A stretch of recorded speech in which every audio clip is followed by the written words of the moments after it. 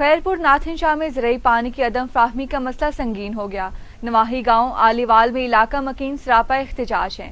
इलाका मकीनों ने एहतजाजी मुजाहरा करते हुए पोलियो मुहिम का बाइकाट कर लिया। मजीद जानते हैं इस रिपोर्ट में।